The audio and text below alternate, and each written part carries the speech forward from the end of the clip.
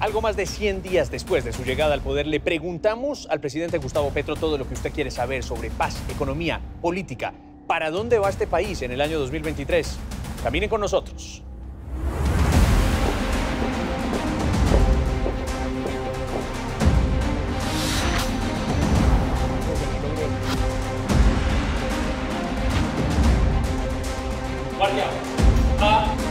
A ver, ¿cómo está el despacho hoy con Gustavo Petro allí trabajando? Está frío. Entramos a los lugares a los que los colombianos normalmente no podemos acceder tan tranquilamente, pero desde donde se toman las decisiones más importantes de este país. Aquí vamos a mostrarle algo Ajá. que todavía no es noticia. Llegamos al corazón de un gobierno polémico para unos y esperanzador para otros. Me encontré con la foto suya haciendo presencia en el Tarra. ¿Qué piensa Gustavo Petro sobre los temas más álgidos? ¿Qué responde frente a las preguntas que todos nos hacemos? Esto es Petro a fondo. Pero, Señoras, ¿cómo vamos? ¿Cómo están? Señor presidente, hola, José ¿cómo Manuel, está? ¿Cómo está usted? Muy bien, señor. Muchas ¿Cómo gracias vamos? por recibirnos aquí en la Casa de Nariño. Bien, ¿usted qué tal? Pues muy bien, presidente. Muy Hace un poquito de frío hoy, ¿no? Haciendo mucho frío y agua por Exacto. encima. Y este Palacio de Madrid es frío. Eso le iba a decir. Es 2 veces más frío aquí adentro que afuera, sin duda cualquier alguna. lado. Presidente, ahora que lo veo así, le quiero preguntar, ¿se acabaron las corbatas en la Casa de Nariño o solamente la suya? Pues tienden a cero. Ah, bueno, eso es Así importante. que, bueno. Oiga, señor presidente, muchas veces y por muchos años seguramente usted veía este Palacio de Nariño desde allá, Sí, señor. desde el Congreso de la República. Hoy ya está Segundo aquí. piso. Sí, señor, han pasado más de 100 días. ¿Qué siente? Digamos, desde el punto de vista físico, corporal, no es que sea una gran experiencia. Este es el centro del poder. Se está aquí para transformar ese poder. Sin eso no tiene mayor sentido. Entonces, lo que considero en estos 100 días, que además son del plan de desarrollo de Duque, del presupuesto de Duque, etcétera, hemos estado sentando las bases en cada ministerio de lo que serán las principales políticas del gobierno del cambio para el año entrante. Una vez ustedes tengan en su poder la adición presupuestal que se deriva de la reforma tributaria, más o menos hacia el mes de febrero, allí podrán hacer ya un análisis público de cuáles son los lineamientos y las búsquedas de este gobierno para la sociedad colombiana. Quiero comenzar además con una infidencia, si me permite, presidente, y es que usted tiene fama de incumplido, pero nos citó a las 2 de la tarde y son las 2:15 y comenzamos la grabación, o sea, a nosotros nos cumplió. Eso de volar de un lado para el otro, eso no logra el cumplimiento que se requiere. Muy bien, pues presidente, Bueno, sigamos invito. conversando adentro si le parece. Lo invito. Gracias, presidente. Aquí puede ver, este es el cuarto Banderas. Sí, señor. Bueno, ya se conoce, ya se tiene dominado el palacio, ¿no? Ah, gozoso. No se pierde. Gozoso. Vamos por Bueno, acá, por si le acá parece, vamos. presidente. Oiga, presidente, la encuestadora GAT3, que es una encuestadora europea, le preguntó a los colombianos hace unas semanas qué calificación le darían a usted del 1 al 10. Y la calificación promedio fue de 6. ¿Esa es una buena nota para empezar, gobierno? Pues sí, nunca te pondrán un 10. Sí. No es lo mismo que cuando presentas exámenes. De hecho, partes con que la gente que no votó por ti no es que propiamente simpatice de entrada, que fue... Gracias, buenos días, buenas tardes. Sí. Que fue un 40 y pico %, hemos ganado. Eso te da más o menos un porcentaje de población que está contigo de aproximadamente el 60%, lo cual es lo que otras encuestas dicen. Es un buen arranque, solo que uno no debe centrarse exclusivamente alrededor de mantener esos niveles, sino de hacer las reformas que se necesitan. Sí. Reformas que al principio ocasionan tal tipo de discusión que puede haber confusiones, etcétera, malos entendidos, deformaciones de la propuesta. Al final, una reforma como la tributaria, que se aplica el año entrante y de ahí para adelante, o como la de salud y pensiones, Que ahora vamos una por una hablando de eso. Sí. tendría un periodo de transiciones largos, no la vas a valorar sino en el mediano plazo, no en el corto plazo. Así que ese es el síndrome de empezar un gobierno. Señor presidente, gente que hablaba con usted antes de posesionarse decía o me decía que lo notaba preocupado por dos temas. Uno, el invierno, y que usted concretamente decía que en noviembre este país estaría inundado. Sí. Y otro, el de la recesión económica mundial. ¿Esos son dos temas que lo siguen preocupando en este arranque? Sí, ambos. El invierno ya es un hecho, ya no es simplemente una predicción. Incluso puede pasar de este año, debilitándose, pero va a ocasionar aún un problema acumulado, ya más o menos 1 millón de personas afectadas. Impresionante. El crecimiento del hambre que se junta precisamente con el hambre que ya venía por el tema del COVID y que ahora podría mantenerse por la recesión. Es una inflación de alimentos, ni más ni menos. Pues construye la tormenta perfecta. Entonces, en medio de esa tormenta hay que navegar. No te puedes quedar quieto. Hay que navegar y tenemos unas propuestas que hemos venido desarrollando, en mi opinión, para aguantar el efecto recesivo económico del año entrante y, en segundo lugar, para bajar inflación, por lo menos en alimentos, que viene a ser lo más delicado de la inflación. Y, en tercer lugar, para plantearnos las reformas. Señor presidente, si le parece, nos sentamos y conversamos sobre ese tema económico que le importa tanto también a usted.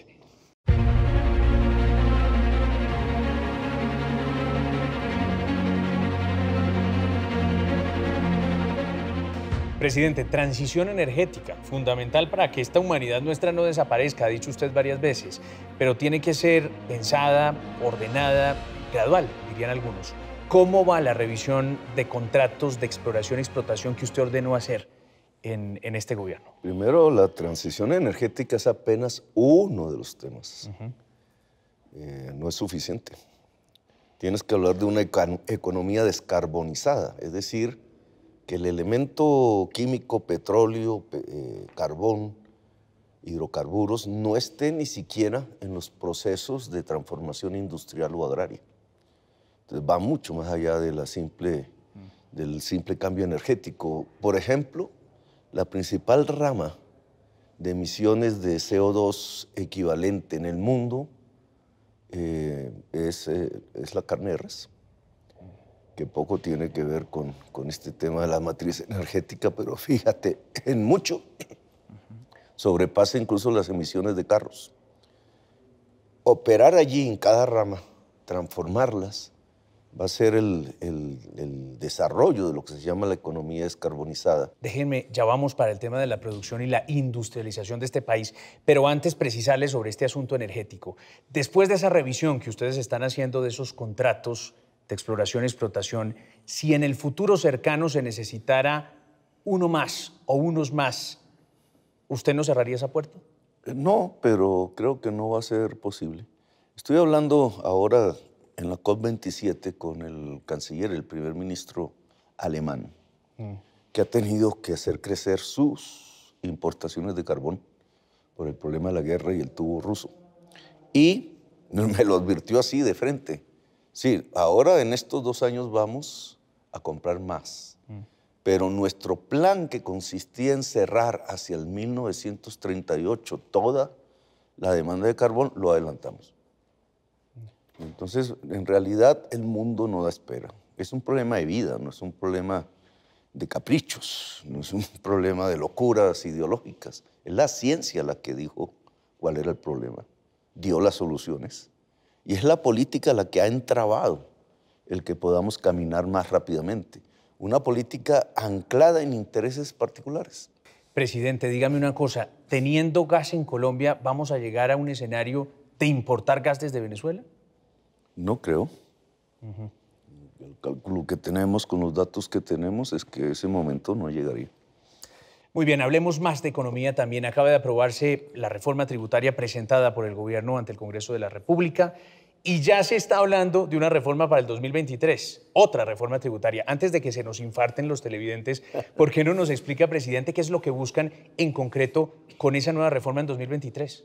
En realidad yo no estoy interesado tanto en una reforma de carácter local y básicamente por una razón. Creo que hay que meterle con toda al catastro multipropósito, que va a generar más recursos provenientes de la posesión de la tierra a muchos municipios de Colombia. Ojalá que se dedique a la educación. También tenemos un importante balance de regalías.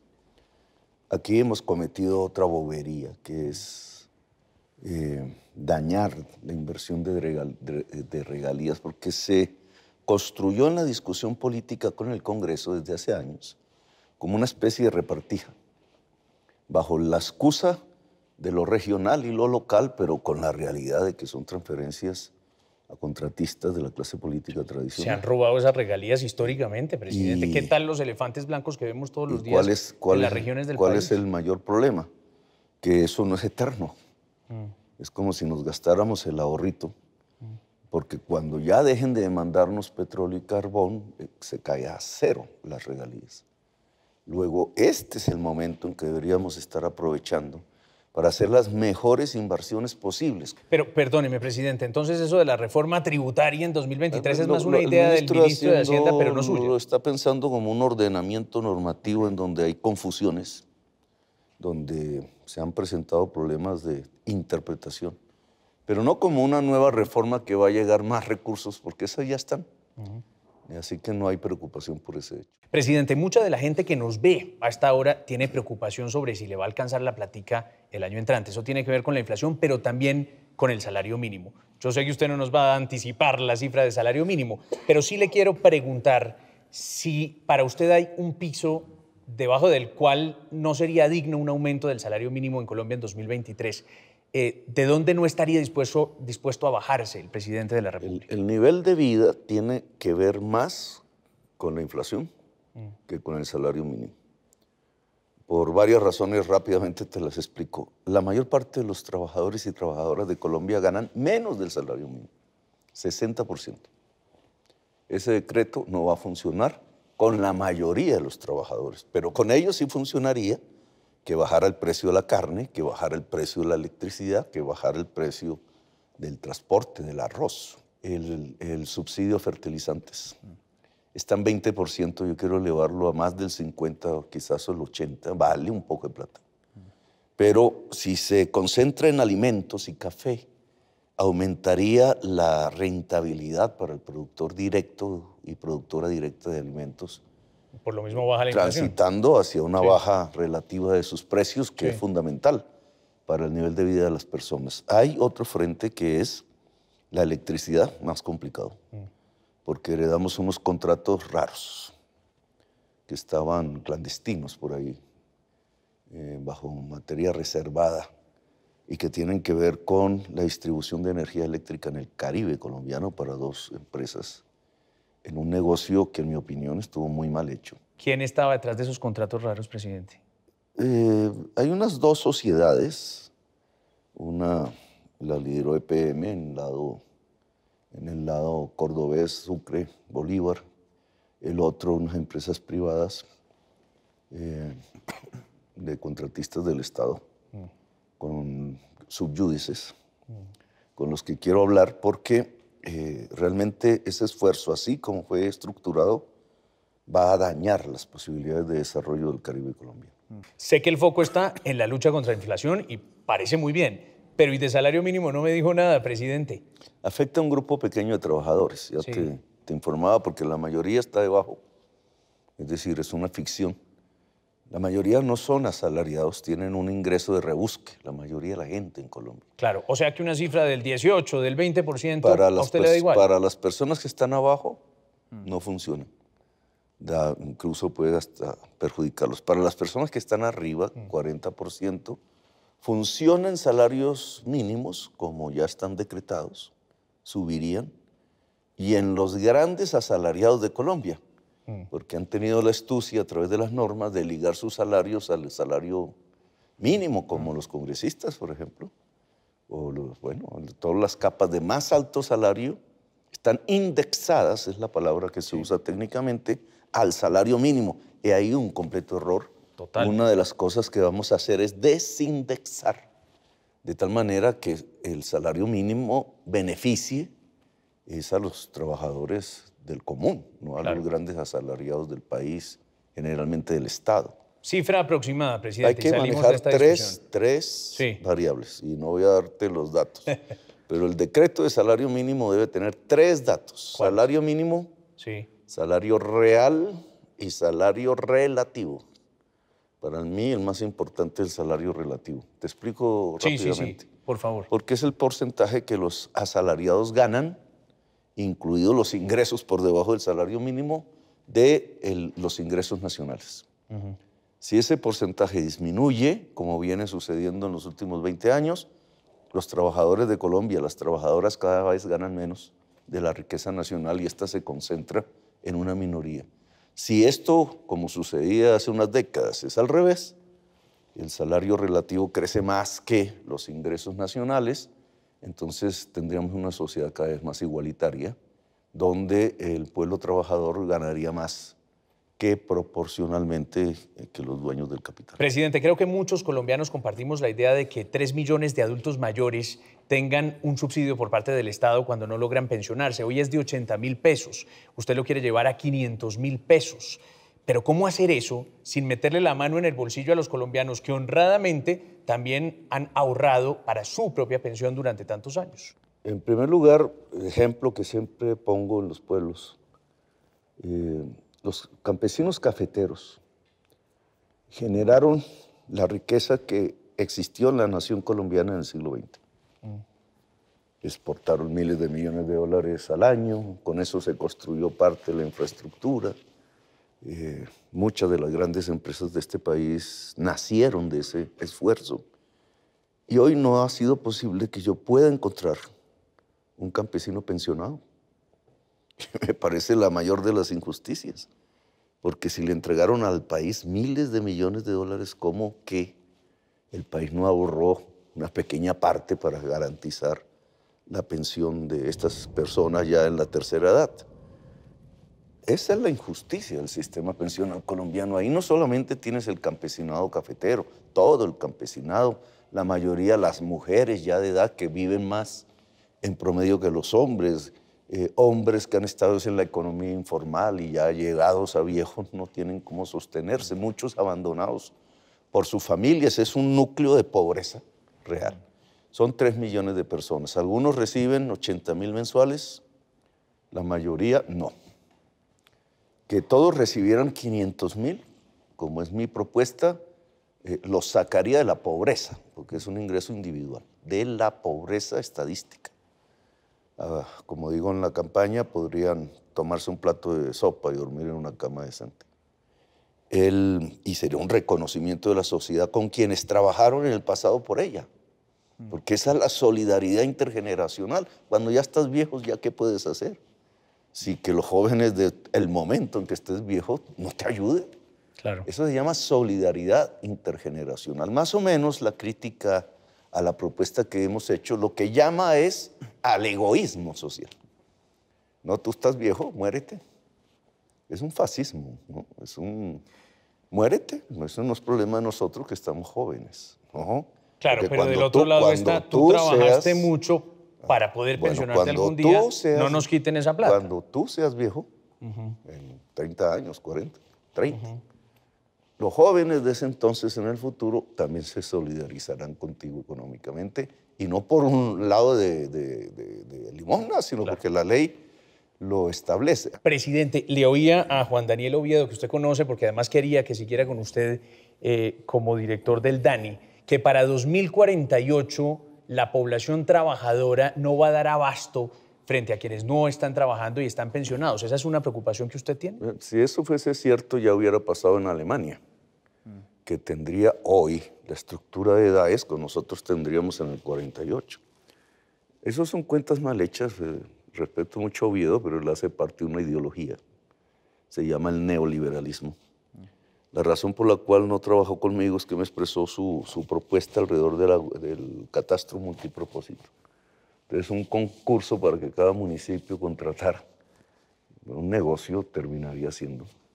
Cuando el Agustín Codazzi debe asumir esa responsabilidad, que es la institución del Estado.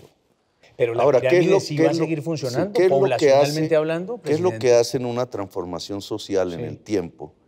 Que la pirámide, que arriba es de viejos y abajo de jóvenes, ya se vaya volviendo un rectángulo, ¿cierto? Correcto. Cada vez más viejos que jóvenes. ¿Qué es lo que hace que se pueda sostener un sistema pensional? Tiene una palabra, y él la conoce, él sabe, ¿Qué es cuál? se llama productividad. Okay. Si el trabajador joven dentro de 40 años, en una unidad de tiempo, una hora, hace más en producción que el trabajador joven de esta época, no habrá problemas de financiación del sistema pensional. ¿Qué es lo que hace que eso sucede en la economía? Pues la tecnología, que tú lo puedes ver en el tiempo que hacía un trabajador en el campo hace 40 años, un asadón, su capacidad de trabajo muscular, ahora espichas un botón y el tractor se va solo. Eso se llama tecnología y productividad. Puedes hacer más por unidad de tiempo y por tanto generas más riqueza. Presidente, cambio de tercio. ¿Se van a acabar las EPS el año entrante, al menos como las conocemos? No, mira, ni en pensiones ni en salud vas a tener cambios abruptos. Eso no se puede hacer. Además porque pondrías en peligro la vida. En el caso de la salud, la vida de personas. Siempre, como fue la aprobación de la Ley 100 en el 93, que yo voté en contra, hay un periodo de transición, que es lo que permite ordenar el mecanismo de los cambios, de tal manera que no se provoque peligros innecesarios, cosas por el estilo. Eso para el corto plazo, pero en el mediano y en el largo plazo, ¿usted cree que deberíamos dejar de tener EPS? Yo las veo innecesarias. Las EPS hoy son conglomerados de IPS. Eso hay que explicárselo a la gente, porque la terminología de la Ley 100 es... La gente cree que la EPS es el hospital, que es el que le presta realmente el servicio, la Fundación X. No, esas no son las EPS. Las EPS son unas intermediarias al cual el Estado le entrega unos recursos públicos o semipúblicos, y las EPS contratan hospitales para que te presten el servicio. En el juego de recibir un dinero y tener que sacarlo para pagar al hospital, entonces no sacan el dinero. Pero habrá Entonces, quienes oyéndolo... Tienes Sí. hospitales públicos y privados hoy literalmente quebrados, con una deuda que de acuerdo a unos cálculos es de 20 billones. ¿Para qué vamos a tener algo así? Es mejor tener un sistema que sea capaz de financiarse sin esa deuda y fortalecer tecnológicamente el hospital, sea público o privado, y fundamentalmente la prevención, que es lo que el Estado debe montar antes que nada y que en Colombia no existe. Habrá quienes oyéndolo digan, ¿será que Petro nos va a devolver al modelo fallido de los seguros sociales o del seguro social? No, porque el Seguro Social era un fondo estatal, no había prevención ahí, nada prácticamente, tenía un 20% de gente asalariada, vinculada. Las demás personas iban al hospital cuando sentían que tenían que ir. Yo varias veces lo usé así, recuerdo de niño, y el hospital atendía. Y aquí no estamos hablando de eso, aquí estamos desde un modelo preventivo capaz de llegar a todo el territorio nacional, que nos garantice disminuir la enfermedad, que es el primer gran logro de un sistema de salud, disminuir al máximo la enfermedad, y un sistema de referencia, o sea, hacia dónde se mandan las personas, ¿cierto? En muchas regiones de Colombia solo hay un hospital. ¿Se va a meter el presidente con la medicina prepagada? No, eso es un mercado. Muy bien. Presidente, quiero que hablemos de política y de paz algunos minutos, pero para hacerlo, si le parece bien, vamos a donde está la paloma de la paz, de Fernando Botero. Bueno, ¿Le parece? Vale, listo. Vamos. Señor presidente. Vamos, por favor. Gracias. Presidente, vamos a hablar de paz y de paz política también, ahí en esa paloma de Fernando Botero, del maestro Botero.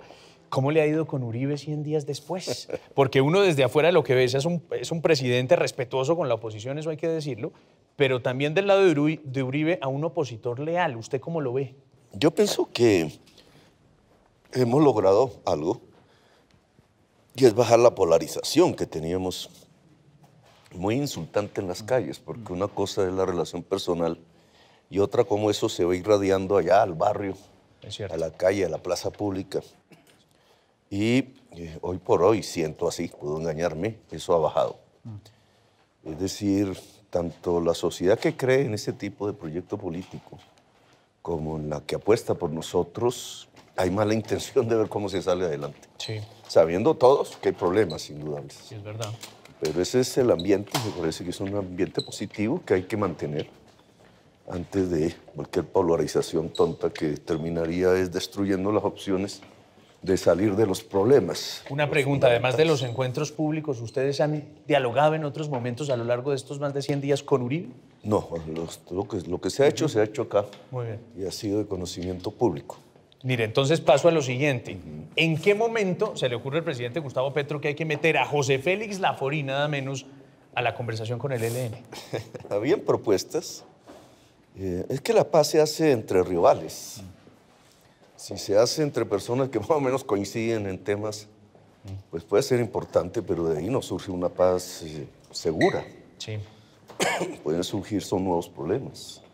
Entonces, allí, en esa delegación gubernamental, pues hay gente que no ha votado por mí, que ha estado en otras orillas ideológicas y sociales, pero que me parece importante porque van a tener casi cotidianamente, de manera muy superior a cualquiera de nosotros, información de primera mano. Claro. Y eso va a generar confianza, en mi opinión. Pero concretamente, ¿cuándo dice usted es Laforí el personaje para hacer eso? Pues ya veníamos hablando del tema de las tierras. Ahí está la paloma. Y las tierras son un elemento fundamental de la paz. La paz nos puede llevar, por eso acogimos a Laforí, a poner la tierra en el centro de la discusión, indudable, y a mejorar las condiciones del mundo rural en una especie de gane-gane, porque ni las formas guerrilleras hoy están planteando un socialismo rural. Eso se les olvidó hace tiempo. Ni se trata de impedir un capitalismo solo que debe ser democrático, es decir, debe generar una clase media rural que permita ser una especie de cemento social que impida la violencia. Y esas son las búsquedas que yo creo que se pueden lograr hablando, simplemente hablando. Presidente, deme una razón, y solo una, de por qué tenemos que creer los colombianos que esta vez sí va a ser posible una paz con el ELN, una guerrilla que se ha dedicado a matar, a secuestrar, a extorsionar, a tomarle del pelo al Estado, presidente. Yo no puedo dar esa garantía. Todos tenemos dudas, incluido yo. Ellos también, porque también sufrieron unas incongruencias de parte del gobierno. No, yo creo que lo que se trata es de construir confianza sin ingenuidades y dar los pasos para que aquellas personas que realmente quieren salir de un atolladero, de un entrampamiento que es la violencia en Colombia, un entrampamiento histórico, puedan tener esa oportunidad. Si usted ve que uno de esos grupos o varios están efectivamente aprovechándose de la buena intención del gobierno, ¿qué piensa hacer con ellos? Va a haber una represión efectiva, que entre otras no va exactamente contra el cuerpo del joven que contratan, porque también esa es la realidad actual del mercenarismo. Por las circunstancias de pobreza, es muy fácil reclutar jovencitos en Cartagena o en Barranquilla, Buenaventura. Entonces, y entonces la acción del Estado se dedica a llevarlos presos o matarlos. Sí. Y yo creo que eso no tiene ninguna eficacia. Ellos son contratados por unos dineros que se mueven en dos formas, por ahora.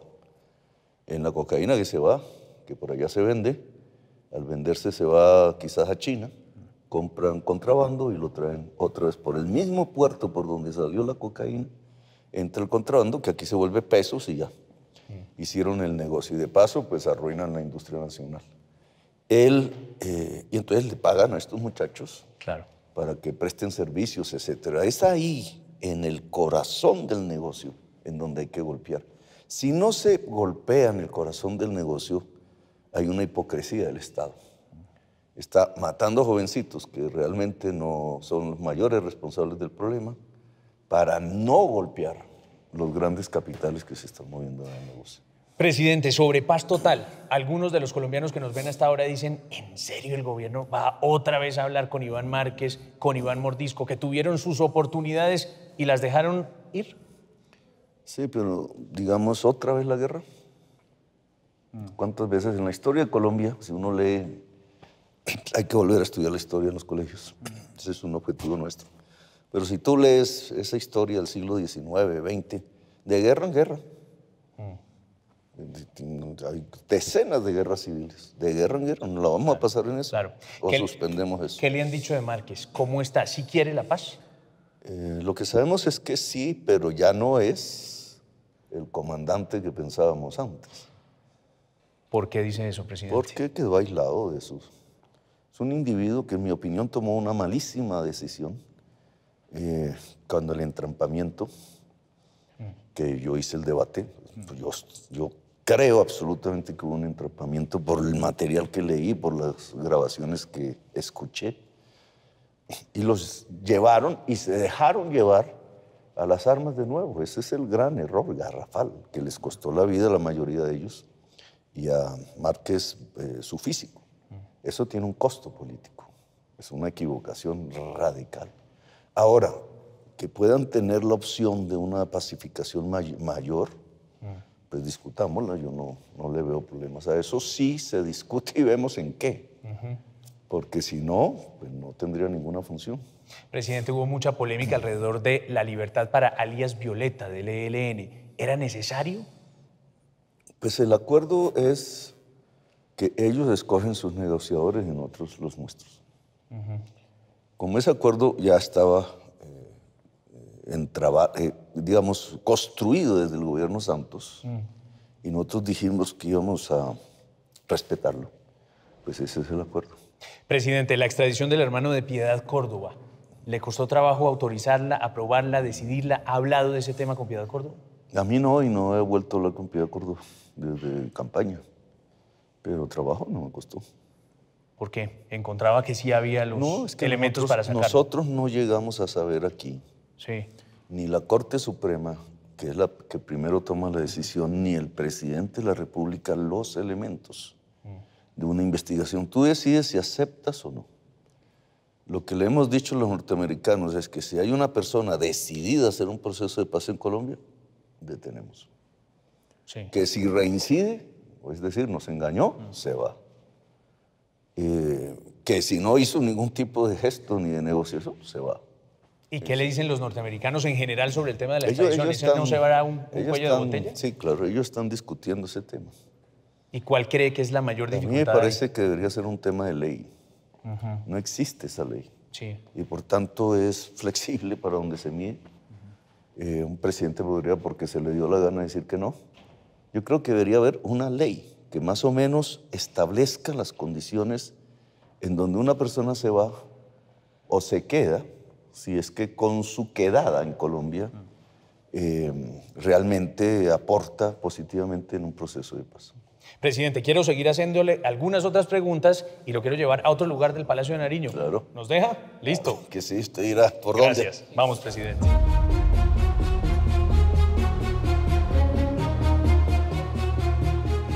Presidente, aquí en la Casa de Nariño hay un corredor donde todos los presidentes ponen algunas de las fotos que se han tomado en terreno. Hay unas columnas, pero de fotos de retratos. Sí, de fotos de retratos.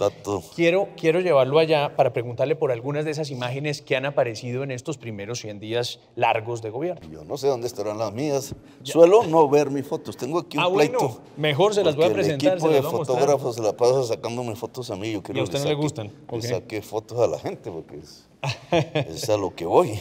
Bueno, venga, le muestro estas, presidente, que sale usted, pero sale la gente también. Sí. Y le quiero preguntar por algunas de ellas. Presidente, antes de llegar a esas fotos, el tema familiar, ¿cómo lo están manejando? Digamos, ¿hay tiempo como para verse con la primera dama, con sus hijos, con sus nietos, que también los tienen? Sí, se está poniendo difícil. Primero porque mis hijos, la mayoría, están fuera del país. Claro. Solo cuando toco por ahí cerca. ¿Se encuentran? Se encuentran, sí. Antonella pasa conmigo, pero mis viajes están impidiendo mucho el encuentro. Sí. Lo mismo con Vero. Entonces sí, voy teniendo líos. ¿Cómo ha visto ese rol de la primera dama? Que algunos critican, que algunos dicen, hombre, se ha ido a algunos eventos internacionales. ¿Cómo lo ve usted? Que tiene que ir, mientras no sea pago por el erario, ¿cuál es el problema de ir a un evento internacional? Hay una canción de los Beatles que se llama Déjalo ser. Let it be.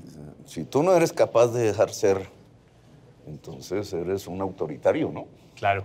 Mire, presidente, empiezan a salir las fotos aquí. Es un aguacero que me cayó hoy. Mire eso. Eso es lo que me va enfermando. Claro. Me he pensado a sentir débil en eso. Sí, ¿cómo está? ¿Cómo está la salud? Pues una tos que no me abandonó desde los tiempos del COVID. Sí. Y que es como la cantidad de oxígeno, que no logro sacarla rápido. ¿Y qué le dicen los médicos? ¿Nada de qué preocuparse o sí? No, no hay ninguna afectación física. Mire, esta era la foto de la que le hablaba, muy bonita, presidente. sí. Esta es de las mejores Sí. que me han sacado. Ese fue de los primeros viajes y fue el primero. Cerca ¿o no? Leticia. Exacto. ¿Qué dice esa foto para usted, presidente? Esa comunidad me expresó una serie de necesidades. Son comunidades indígenas de mucho tiempo atrás que españoles o personas después llegaron. Allí hay problemas que tienen que ver con el río. El río se está moviendo. Por ejemplo, este puente cruzaba el río, ya no está ahí. En unas partes se va, en otras partes viene. Esa es la frontera, puede ser en cualquier momento un problema de limítrofe. Pero ahí, digamos, lo fundamental que ellos piden es ayuda para la producción, educación, etc. La educación es una petición generalizada. Presidente, en algunas de las fotos como esta, que siguen aquí, lo vemos siempre acompañado de sus escoltas y siempre usando esos artefactos pues, para evitar que efectivamente atenten contra usted. ¿Cómo está sintiendo la seguridad personal suya, presidente? Yo no le pongo cuidado a eso. Ellos tienen su protocolo y tienen que hacer eso. Ahí estoy en La Mojana, creo. Sí. Indudablemente hay zonas donde hay presencia de agrupaciones que podrían hacer un daño. Pero yo no le pongo cuidado a eso, porque si no, no podría vivir. Sí. Y lo que hago es, la gente me cuida. Presidente, líderes sociales, siguen matando líderes sociales en este país. Y algunos dicen que activistas de su lado como que pararon el contador de las masacres, de las muertes de líderes sociales desde que usted llegó. Y eso sigue pasando. ¿Qué hacemos con eso, Es un presidente? error de antes y de ahora. Sí. Pensar que la muerte de líderes sociales está cruzado por una frontera ideológica. Bueno, se entiende por el pasado que vivimos, entonces la historia de la UP, etc. Pero los líderes sociales que están matando no lo están porque sean de izquierda o porque sean de derecha. Es decir, no es ese el motor. Esos líderes sociales están ubicados en zona de lucha por el control del narcotráfico. De alguna manera u otra, estas personas han terminado siendo un obstáculo de alguno de los intereses y matan. Entonces, lo que tenemos es una masacre en muchas partes del territorio nacional desencadenada por los nuevos dueños del narcotráfico, muchos de ellos mexicanos. Bueno, ¿qué tal lo que pasó en Putumayo hace unos días, Pues es presidente? que si usted mira Putumayo... 18 personas. Primero, le hacen aparecer, si fuese cierto, Sí. que son guerrillas. Eso que tiene que ver con las guerrillas. Son mercenarios, son jóvenes mercenarios que han contratado. No tengo el listado de sus procedencias, pero por dinero se vinculan, porque no hay otra opción. Y entonces los tratan como desechables. Por eso no es lo mismo que el pasado. Terminemos este recorrido con esta foto, que también hasta memes le hicieron, presidente. Decían, mire, el Top Gun colombiano, pues. Se volvió muy famosa. ¿Qué le pasó ahí, presidente? ¿Se mareó un poquito o qué? No, nada, me fue bien. No, tenía mi susto. Claro. Porque esos aviones tienen 40 años. Y creo que lo estaban llevando para mandarle el mensaje de que hay que modernizar también esa flota, ¿o no? Más o menos. ¿Y qué va a hacer? Pero salí bien. Ajá. Todo depende de las propuestas. Si son costosas para el país, ¿no? Muy bien. Presidente, vamos ya llegando al final de este recorrido. Espada de Bolívar, si le parece. Usted la mandó a poner ahí, en la entrada de la Casa de Nariño. Lleguemos ahí, si le parece, y le hago un par de preguntas más. Ahora soy el guardián de la espada. Sí, señor. No me imaginé que iba a tener ese cargo. Bueno, después de que se la robaran en algún momento, De ¿no? que se recuperara. Ah, ya. Porque la espada era propiedad del pueblo. Sí. Guardia, saludo. Buenas, ¿cómo estamos? Buenas tardes, señor presidente. Patria, honor, lealtad. Guardia, 1 a 1. Presidente, espada de Simón Bolívar. Usted dijo el 7 de agosto, el día de su posesión, o me la traen o no seguimos con este acto. Y la verdad es que la gente que tenía que cumplir esas órdenes la cumplió, las fuerzas militares. ¿Cómo va esta relación con las fuerzas militares y con la policía del presidente Gustavo Petro? Yo pienso que va bien. Hay, usted sabe, una enorme cantidad de denuncias, procesos, hechos terribles que han acontecido en los últimos años. Y poner a la fuerza pública en otro nivel, en otra fase, no es tan fácil. Hay costumbres, inercias, pero lo que estamos intentando, y hasta ahora bien, usted podrá revisar, es que hoy tenemos, por lo menos en estos 100 días, una fuerza pública que ha sido respetuosa de derechos humanos, que no ha bombardeado niños, que no está en falsos positivos, que está estudiando, que está analizando conmigo las causas de la violencia, porque han variado y hay que analizar eso.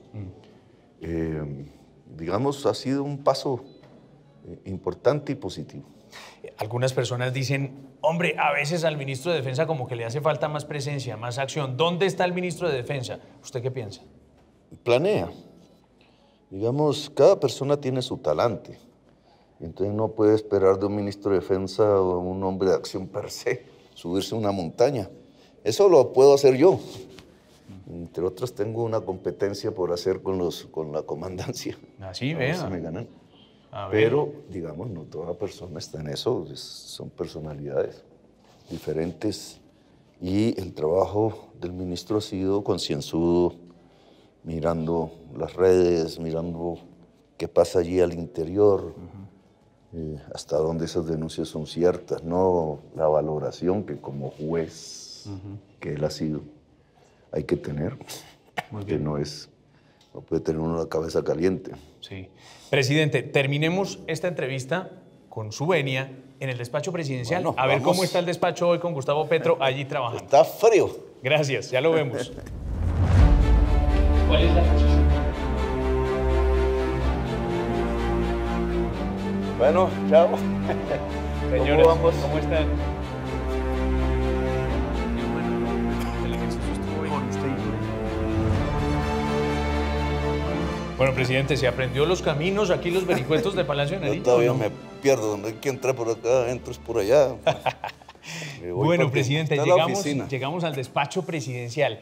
Cuénteme, ¿qué hay nuevo que antes no hubiera? ¿Cuál es el toque personal que usted le ha dado a esto? El cuadro de Bolívar. Sí. Este cuadro de caballos que se escogió de los que estaban acá, pero este Bolívar me lo regalaron en Venezuela. Correcto. Los retratos de mis hijas, familia. Perdón, presidente, ¿cómo le va con Nicolás Maduro a propósito de lo de Venezuela? Pues ellos están en una negociación con los Estados Unidos que se ubica precisamente en México, de la que depende todo. Nosotros hasta ahora hemos sido testigos. ¿Pero ve voluntad, digamos, de parte y parte? Yo pienso que sí. Sí. Yo pienso que sí, que incluso Estados Unidos debe dejar de pensar que un bloqueo que hace sufrir al pueblo, tanto el que vota por uno como el que vota por el otro, no es la mejor medida porque al final es como un boomerang que se le devuelve en términos de millones de personas que emigran hacia su propio país. Entonces el Bolívar de Maestro Frío que murió, ¿Cómo no? me lo regaló. Antes de salir del tema de Venezuela, si la oposición venezolana le pide a usted en encuentro la posibilidad de que hablen, ¿usted los recibiría? Sí, claro, no hay problema. Muy bien. ¿Qué más vemos por aquí, presidente? ¿Qué más nos muestra de su Aquí despacho? vamos a mostrarle algo Ajá. que todavía no es noticia. A ver, presidente. Cuente a ver. Este cuadro me lo regalaron. Ajá, mire Su eso. autor. Sí, ¿Sabes qué es? sí, claro que sí. Este es el galeón. ¿El galeón? San José. Sí, señor. Bueno, ¿y qué va a hacer con ese tema del galeón, presidente? Estamos pensando, es el galeón más grande de la historia. Iba con años de estar esperando un cargamento de Perú y de Colombia. Entonces vamos a darle una solución definitiva al tema. ¿Y por dónde va la cosa? Adelántenos un poquito, presidente. ¿Qué se va a hacer con esa riqueza sumergida? Este galeón fue encontrado en el gobierno de Santos Sí. por un señor muy experto, muy sabio en estos temas de rutas, etcétera, y no se equivocó, que era un cubano norteamericano, ahora vive en Miami. Si él da el paso, él sería el primero en poder pues, hacer la operación para sacarlo. Que del galeón no queda nada. No queda la madera, todo desapareció, queda el cargamento. Entonces serían unos privados asociados con el Estado Sí, para con lograrlo. Con la tecnología adecuada. Ok. Y esperemos que tenga lo suficiente. Presidente, lo peor de estos primeros 100 días. Ya este frío, mire. Cansancio. Lo mejor Cansancio. de ser presidente de Colombia. Lo mejor de ser presidente, el abrazo de una mujer pobre. Pues, presidente, muchas gracias por habernos recibido, por hablar sobre todos estos temas. Manuel. Si no nos vemos, feliz año para usted, pero sobre todo, feliz año para los colombianos en el 2023. Vale, Gracias, gracias. presidente. Suerte. Gracias, señor presidente. Bueno, gracias.